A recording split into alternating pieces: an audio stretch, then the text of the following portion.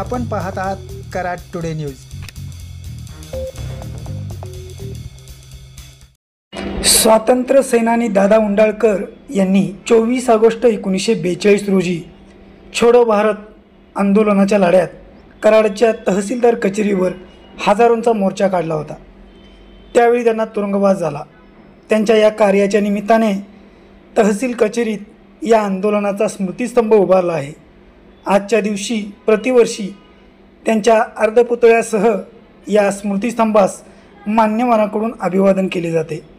आज सकाळी तहसीलदार कल्पना ढवळे, ॲडव्होकेट उदयसिंह पाटील उंडाळकर, उपविभागीय पोलीस अधिकारी राजश्री पाटील, कराड नगर परिषदेचे मुख्य अधिकारी प्रशांत वटकर यांच्यासह तालुका प्रशासनाचे अधिकारी कर्मचारी तसेच दादा उंडाळकर स्मारक समितीचे पदाधिकारी नागरिक यांनी आज अभिवादन केले। यावेळी मोठ्या संख्येने नागरिक उपस्थित होते।